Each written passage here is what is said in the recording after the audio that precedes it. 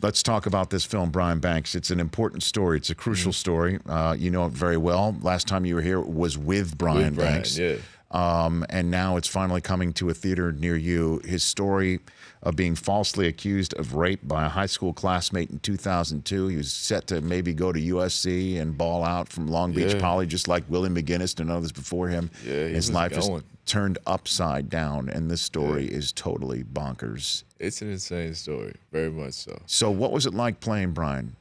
Well, for me, it was fantastic because I feel like Brian's path is so unique in that what he went through, it happens to a lot of people, but how he used it, how he went through it, the way that he made it something effective in the most positive way, I think that was really part of his journey. So this film for me is like, oh, we get to be an asset to his purpose in life, inspiring people, inspiring that progressive conversation of change, judicial reform, all that. So being able to step inside of his mind was really, honestly, a privilege, man.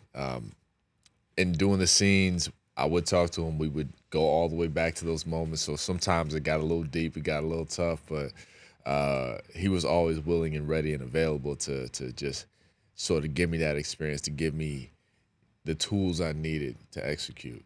But for me, with everything that we did, even when the times got rough, we had to shoot rougher scenes or go to those dark places. I said, all right, this is going to hopefully inspire somebody to do some work, right? So it was a great privilege, and man, what an experience, brother. Yeah, and the film is a terrific portrayal of the story, and Thank you. it is, and you're terrific in it. So Brian is on the set.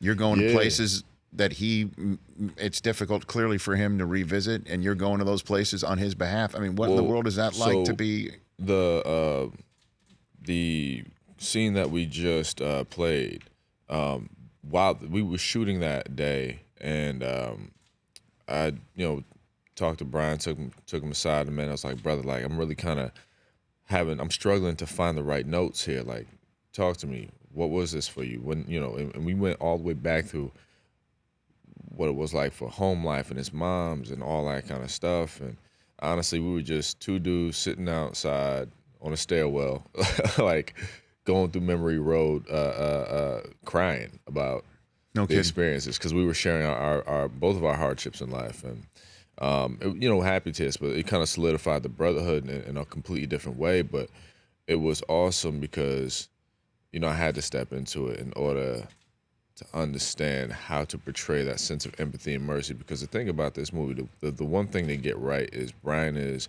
a walking ball of light.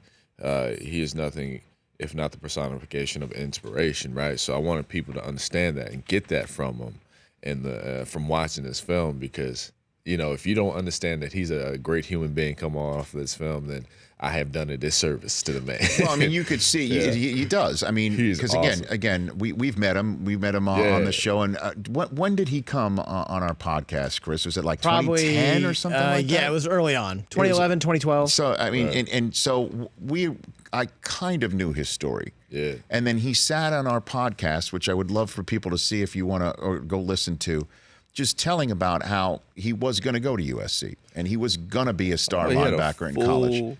He's ready full ride scholarship. He's ready to go. From the man Pete Carroll himself, gave him verbal confirmation, you coming. And to automatically at 16 see all of your football dreams guaranteed, snatched away. Because he took a plea deal that he shouldn't have taken.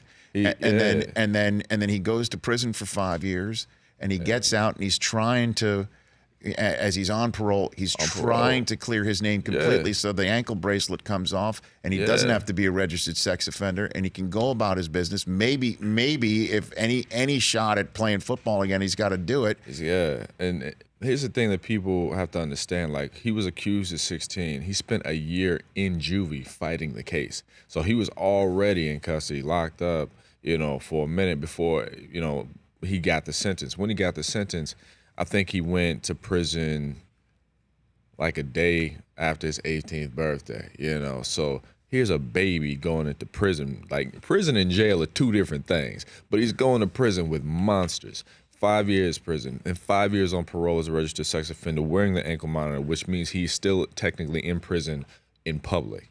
it was nauseating to understand all that he went through. And the turn of the case, Aldis Hodge, who plays Brian Banks, the turn of the case again is he gets Facebook friended by the accuser. Like there was nothing was going through your mind. Like nothing had ever happened. Yeah, like she just hit him up. Hey, how you doing? What's up? Like, did you forget all that? And again, my concern with the movie is that people are going to say that can't be real. Like you just made that up, but that actually happened. It is all documented, and that was a big break for him because he eventually got a recantation. He did, yeah. And you can still find that on YouTube, the real live video, the real recantation. You can find that on YouTube right now. So it's very much real. If y'all want to find out, go look it up. For more of The Rich Eisen Show, tune to Audience Channel 239 on DirecTV for free on BR Live or download the Rich Eisen Show app.